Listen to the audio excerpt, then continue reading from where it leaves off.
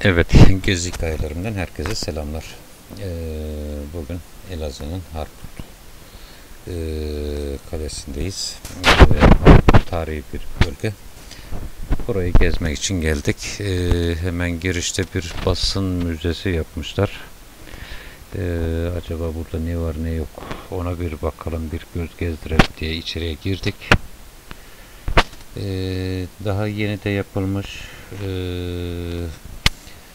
Daha önceki yıllarda basın mensuplarının kullandığı daktilo, fotoğraf makinesi, baskı makinesi türünden gazete basın makineleri türünden araç gereç malzemelerin sergilendiği bir müze yapmışlar. Bence gayet de başarılı olmuş. Bu müzenin yapımı 2023 yılı. Yani burayı hızlı bir şekilde gezip çıkıyoruz. Harput'u gezmeye başladık. Hemen ilk anda Ahmet Bey Camisi'ni tabelasını gördük. Tabii ki içerisine girmedik. Küçük bir cami, küçük bir mescit tabelası bizim ilgimizi çektiği için hemen o tabelayı da gösteriyoruz sizlere. Evet, Harput Kalesi Elazığ'ın hakim bir tepesi. Oraya kurulmuş.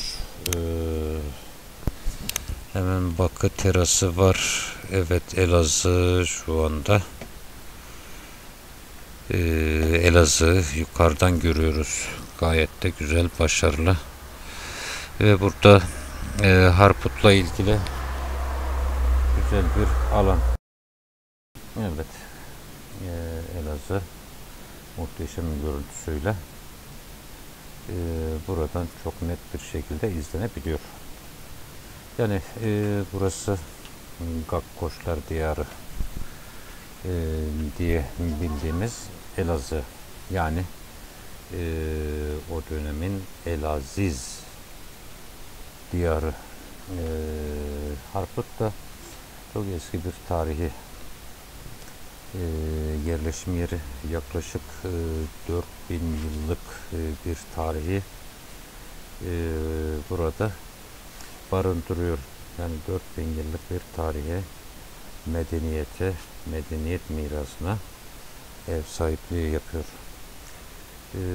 Burası doğal güzellikleriyle gerçekten güzel bir bölge. Harput'u biraz böyle tarihi dokusundan dolayı burası bir otobüs durağı. Onda ahşap görünümlü yapmışlar. Dediğim gibi 4000 yıllık bir tarih. Yani burası Asurlulardan Urartulara, Bizans'tan Osmanlı'ya kadar Fırat ve Dicle Nehri etrafında yerleşmiş olan birçok medeniyeti izlerini barındırıyor. Hemen şu önümüzde de zaten Osmanlı'dan kalma bir Osmanlı hamamı. Osmanlıların da izi burada var. Bu birçok medeniyeti, kültürü, kültürel mirası gayet güzel bir şekilde korumuş. Dönem dönem burada yapılan kazılarda birçok tarihi eserler, bulgular gün yüzüne çıkarılmış. Evet, şöyle Harput içerisinde sokaklarında ilerliyoruz. Gezilecek yerleri şöyle bir görelim. Harput Kalesi'ne doğru ilerleyelim. Harput Kalesi burada önemli. Evet, Harput Kalesi hemen karşımızda ihtişamıyla göründü. Yani Harput Kalesi veya namı diğer Süt Kalesi. Oraya doğru ilerleyelim. Bizim için de biraz spor olsun.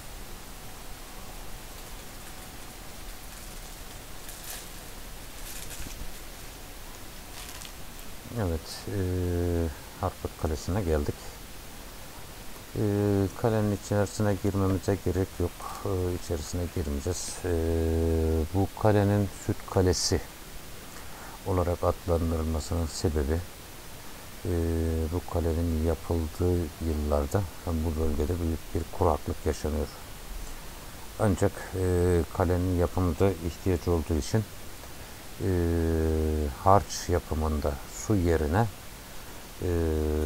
Fırat ve Dicle bölgesindeki süt ineklerinin sütleri, süt sığırlarının sütlerini kullanılarak harç yapıldığı için bu kaleye de Süt Kalesi ismi verilmiştir. Bunun çevresinde çok yerleşim yeri var. Yani bu kale bir yerde Elazığ'ın simgesi haline gelmiştir. Evet arkadaşlar, Harput'ta gezilecek olan yerlerden birisi de Dabakhane. Yani D harfiyle.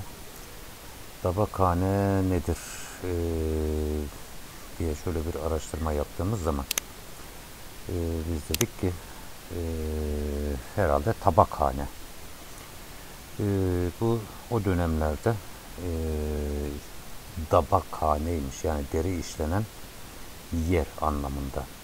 Zamanla tabakhane derken Arapça kelimelerden, Arapça harflerden Türkçe'ye, Latin alfabesine geçildiği zaman da D'ler T'ye dönüştürülmüş ve günümüzde tabakhane olarak biliniyor. Biz böyle bir işletmeyi görelim diye geldik, ancak hayal kırıklığına uğradık. Burada deri işleme ile ilgili hiçbir tesis yok. Yani burada elimiz boşa çıktı. Evet arkadaşlar, tabakhaneye geldik. Tabakhane bizim anladığımız tarzdan değil. Hemen tabakhanenin içine şöyle bir gezelim. Evet, buz gibi su, şifalı su. Özellikle eklem rahatsızlığı olan kişiler bu bölgeye gelerekten bu küçük havuzlara, küçük göletlere mi diyelim artık, küçük sulara eklemlerini, yani rahatsız oldukları eklemleri suyu içine sokaraktan burada şifa bulduklarını Yalçın Bey bize izah ediyor. Evet, Yalçın Bey'in ifadelerine göre bu bölgede daha önce böyle bir tesis yokmuş, ancak Elazığ Belediyesi burayı bayan ve erkek diye ikiye ayırmış ve rahatsız olan insanlar bu buz gibi, çelik gibi suyun içerisine girerekten eklem ağrılarına tedavi olduğunu ifade ediyorlarmış.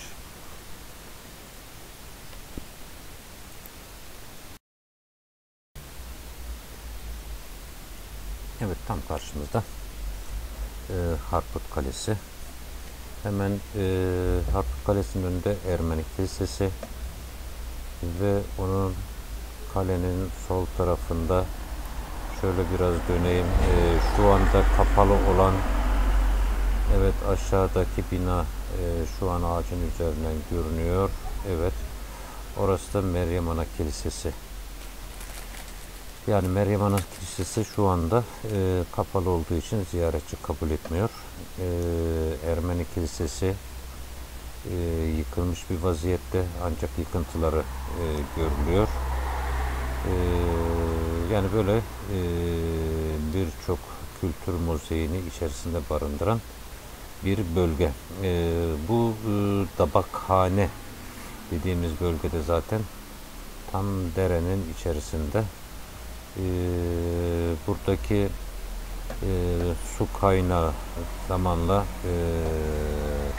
yeryüzüne çıkmayı bırakmış. Daha sonra da belediye burayı bir sondajla çıkarıp bir tesis yaparak eklem rahatsızlığı çeken kişiler için kullanılabilir bir hale getirmiş.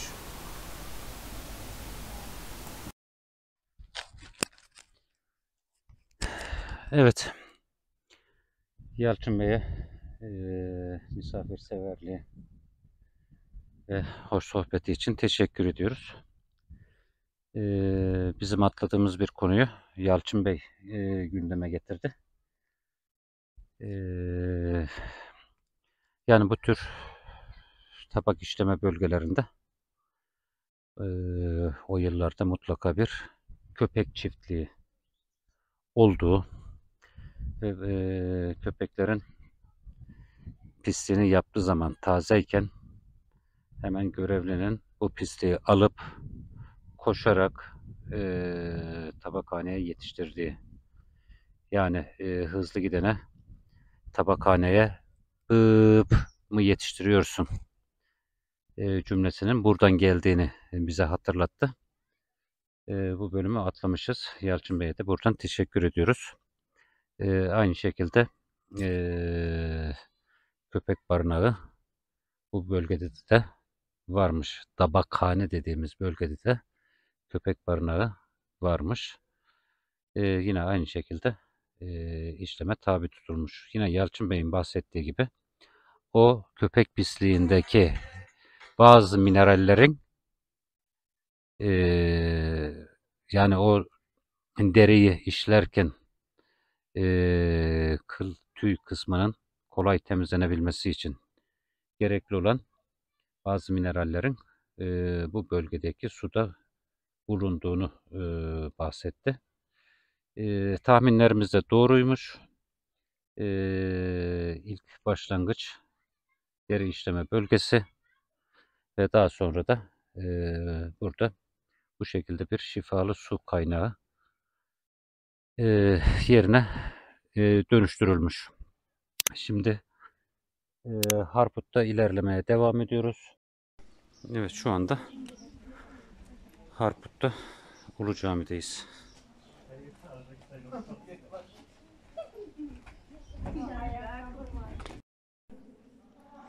Evet, burası Elazığ Harput bölgesindeki Ulu Cami. Burada avlu bölümü.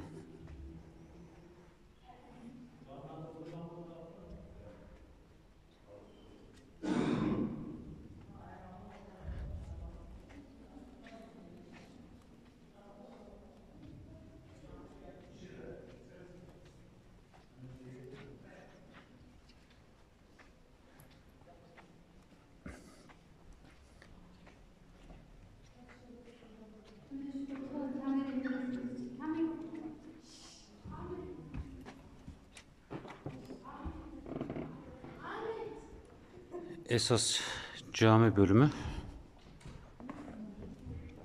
bu bölüm.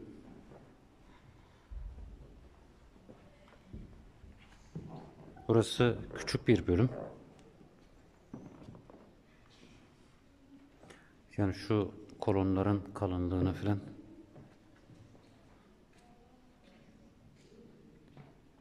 dikkatinizi çekiyorum. Esas cami bölümü burası. Hemen kapıdan çıkıyorum. Burası esas caminin neredeyse 4-5 katı büyüklüğünde son cemaat bölümü. Şurada avlu bölümü. Yani değişik bir mimari yapısı var. Avlu, son cemaat ve cami bölümünün aynı çatı altında bulunduğu bir cami. Yapım tarihi de 1150'li yıllara kadar uzanıyor. 1155-1160'lı yıllarda yapıldı ve daha sonra 1900'lü yıllarda ve 1900'lü yılların sonlarında iki kez restorasyonun yapıldığı bir cami. Caminin minaresi dahi orijinal duruyor. Şimdi dışarıdan onu da sizlere göstereceğim. Minare eğilmiş ancak daha halen ayakta. Evet, böyle farklı bir yapıya sahip. Yani bir de Anadolu'daki Osmanlıların yaptığı en eski camilerden birisi. Yani Anadolu'daki en eski camilerden birisi de Elazığ'daki bu Ulu Cami. Evet, minaresi bu şekilde eğrilmiş. Hatta iki yerden bir aşağıdan şu bölgeden eğilmiş, bir de şu üstteki kısım eğilmiş. Ama yine ayakta durmaya devam ediyor. Ve dikkat ettiyseniz bu caminin en büyük özelliklerinden birisi inşaatında tuğlanın daha fazla kullanılmış olması. Minare dahi tuğladan yapılmış.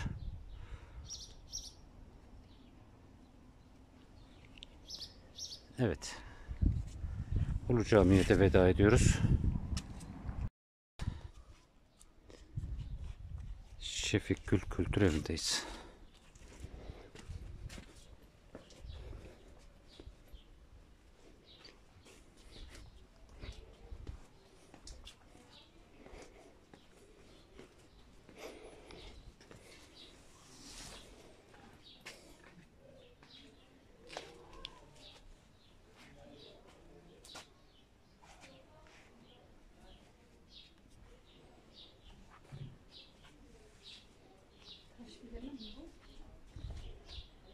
Evet.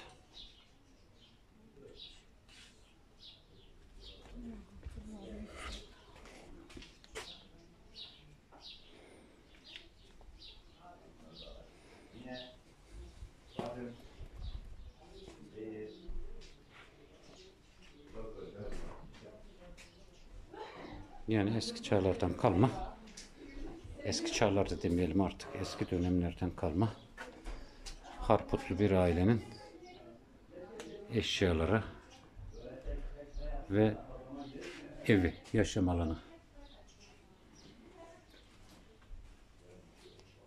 Burası mutfak bölümü.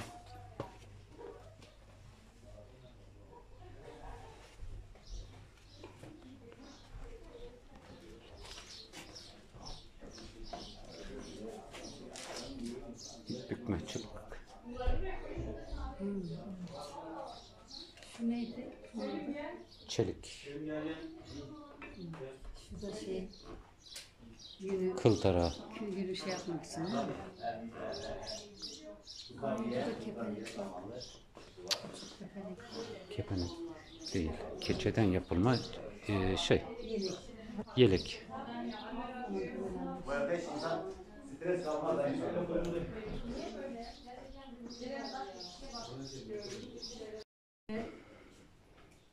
Evet, burası normal yaşam alanı.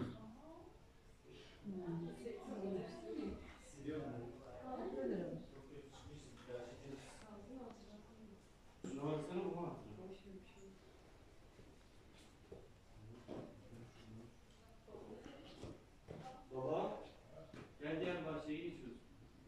Gel Ayşe.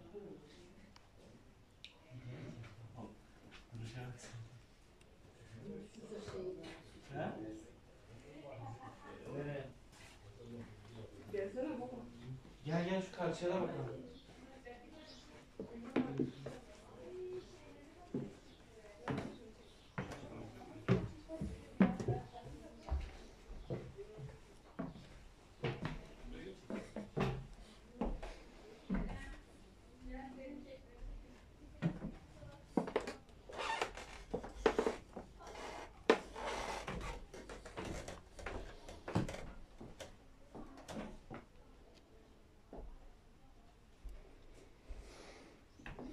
Evet, burası da yaşam alanı.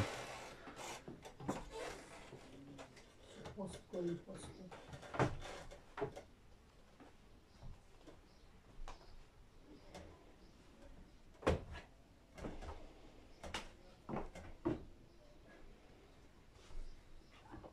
Şurada odun oturuyor.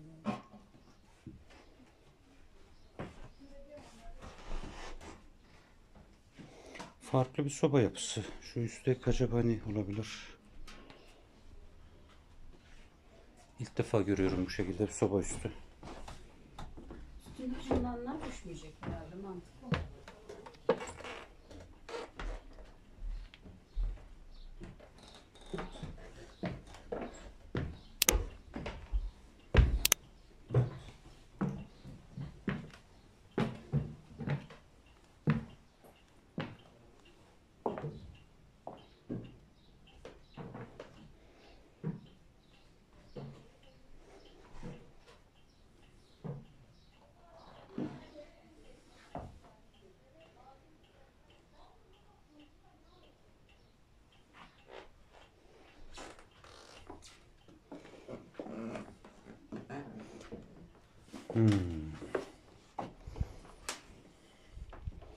Yine aynı soba ve üzerinde bir kapak.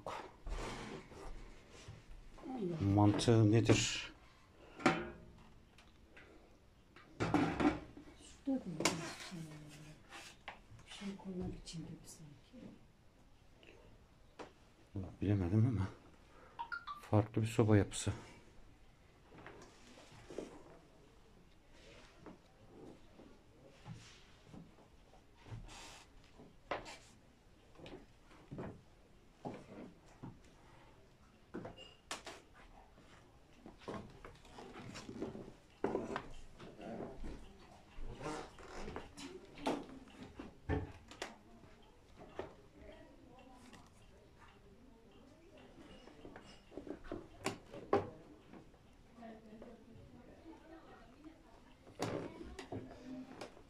Evet, yine burada da farklı bir odası.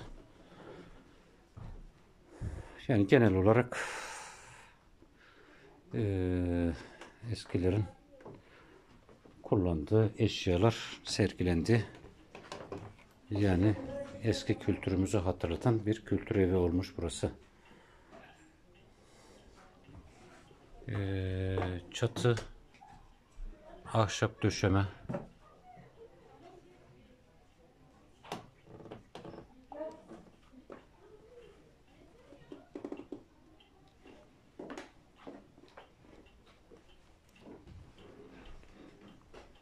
Yani böyle bir yer.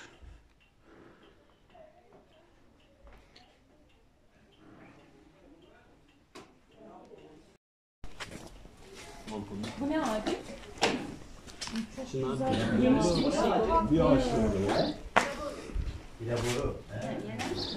Evet, burası da bahçesi.